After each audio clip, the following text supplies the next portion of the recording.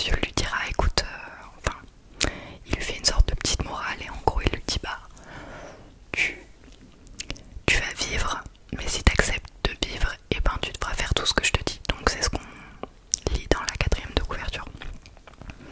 Donc en fait on est voilà sur un mec un peu paumé qui va se laisser embarquer dans un truc complètement délirant, suivre des directives d'un type qu'il connaît même pas, un type qui est riche, qui a du pouvoir et qui va lui donner des missions de, de toutes sortes, de plus en plus dures personnellement je trouve.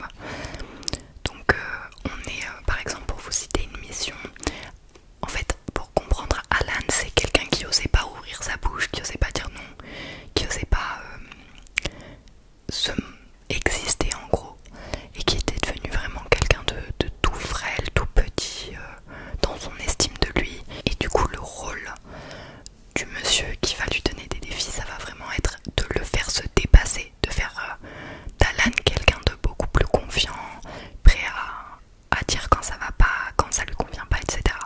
Et donc pour vous nommer un défi, par exemple il doit aller à la boulangerie et demander donc une baguette, et quand la boulangère lui apporte la baguette il doit dire non je veux pas celle-là, je veux une autre. Et en fait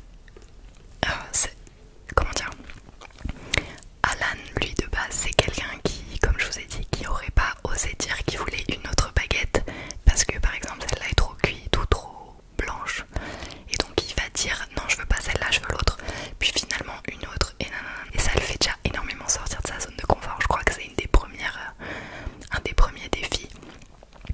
Et en gros ça vous montre vraiment, tout le livre va vraiment vous montrer que vous avez le droit d'exister, vous avez le droit de dire quand ça vous convient pas. Pareil Alan au bout d'un moment il va arrêter de fumer, et en fait on sait, au début on sait pas trop pourquoi, mais le type va lui dire bah dès que je t'enverrai un message tu fumeras une cigarette en gros. Donc ça peut être à 2h du matin, t'es en train de dormir, et ben tu te réveilles, tu vas fumer une cigarette même si t'en veux pas. En gros il va le pousser à se dégoûter, mais Alan il comprend pas pourquoi ça se passe comme ça et tout. Désolée pour moi c'est très clair.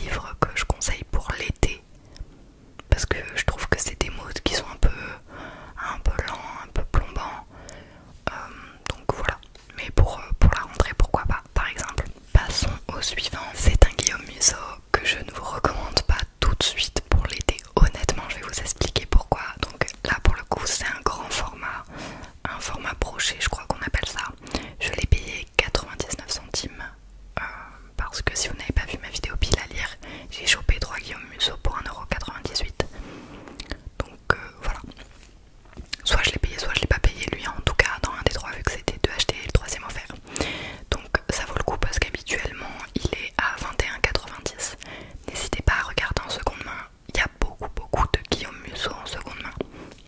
Voilà, et pareil pour Laurent Gounel, j'en ai déjà vu en seconde main aussi. Donc on est sur La fille de Brooklyn, que beaucoup d'entre vous m'ont conseillé quand j'ai dit que je commençais à lire du Musso. Honnêtement, je peux comprendre pourquoi, parce qu'après en avoir lu un qui était L'inconnu de la scène, ça n'a pas vraiment rien à voir, mais quand même quoi, c'est un peu plus détaillé que L'inconnu de la scène, je dirais. Donc c'est un gros livre à première vue, mais en vrai c'est écrit assez large.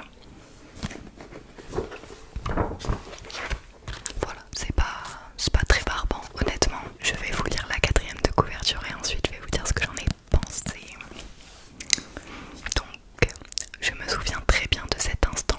Nous étions face à la mer, l'horizon scintillait. C'est là qu'Anna m'a demandé si j'avais commis le pire, m'aimerais-tu malgré tout? Vous auriez répondu quoi, vous? Anna était la femme de ma vie. Nous devions nous marier dans 3 semaines. Bien sûr que je l'aimerais quoi qu'elle ait pu faire. Du moins, c'est ce que je croyais. Mais elle a fouillé dans son sac d'une main fébrile et m'a tendu une photo. C'est moi qui ai fait ça. Abasourdi, j'ai contemplé son secret et j'ai su que nos vies venaient de basculer pour toujours. Sous le choc, je me suis levée et je suis partie sans un mot. Lorsque je suis revenue, il était trop tard. Anna avait disparu et depuis, je la cherche. Donc le pitch est quand même vraiment très sympathique. Enfin, le pitch de la quatrième couverture quoi. Je dois dire que le début, j'étais à fond dedans. J'étais trop contente, honnêtement. Ça partait direct sur une enquête. Je l'ai commencé quand j'ai fini l'autre, donc il y a un mois, honnêtement. J'aurais pu le lire plus vite si on avait été en hiver, parce que je trouve qu'avec les beaux jours, bien qu'il fasse super mauvais ces temps-ci, c'est pas trop le mood. Genre on est au mois de mai, j'ai pas trop envie de lire ça personnellement. Il y en a qui pourraient en lire toute l'année, moi c'est pas mon cas. Je le découvre cette année d'ailleurs que c'est pas mon cas de lire des enquêtes dans cette période-là. Mais ouais, j'étais dedans. En fait, voilà, le début, ça c'est totalement le début. De toute façon, je vais pas vraiment vous pitcher plus que ça le début. Donc, c'est l'histoire de Raphaël et Anna, un couple prêt à se marier qui passait une soirée très détente. Voilà, comme vous l'aurez compris, elle lui a tendu une photo quand il lui a demandé si elle avait des secrets. Et en fait, sur cette photo, on découvre très vite ce qu'il y a. Ça traîne pas en longueur, ça j'ai bien aimé. Et donc, je vais pas vous dire pour pas vous spoiler, mais en gros, c'est une photo atroce. Et du coup, lui s'est grave énervé, il est parti et quand il est revenu, il l'a pas trouvé. Voilà. J'ai résumé totalement ce que je venais de vous dire, mais c'est pas grave. Sauf que quand il revient, il la trouve pas et lui voulait s'expliquer avec elle, donc il se met à la chercher, sachant qu'ils étaient sur la Côte d'Azur et qu'habituellement il vivait à Paris. Il a pris un avion, je crois, ou un train pour Paris très rapidement le lendemain matin, il me semble. Et il s'est dirigé dans son appartement, elle n'y était pas. Ensuite il est allé dans son appartement à elle et elle n'y était pas non plus. Donc Raphaël, le protagoniste, va être accompagné de Marc Karadec, qui est un ami de pas si longue date que ça je crois, mais en gros qui l'aide à garder son fils parce que c'est un papa célibataire et la mère elle vit pas ici, etc. Donc bref, c'est pas l'important dans l'histoire, mais en gros Marc il s'occupe vraiment de Théo, son fils de 3 ans je crois, qui du coup a besoin d'être gardé quand son papa fait une soirée en amoureux sur la Côte d'Azur quoi. Bref, Marc, qui est un ancien flic, va l'aider à chercher. On est sur une enquête pure et dure de A à Z, c'est de l'enquête. Je vais vous spoiler légèrement dans mon explication pour vous contextualiser. Ils vont d'abord fouiller son appart, ils vont trouver des indices, ensuite ils vont aller voir des gens que Anna connaît et ils vont poser des questions. Évidemment Raphaël a essayé d'appeler Anna, elle répond pas, le téléphone est éteint il me semble. Et en fait voilà, ils vont grappiller autour de Paris un petit peu des informations sur où est-ce qu'elle a pu aller, parce que pour le moment elle n'est pas disparue, elle est juste elle répond pas à l'appel quoi. Ils vont vraiment tout faire pour la retrouver ensemble. Puis finalement après quelques indices, on découvre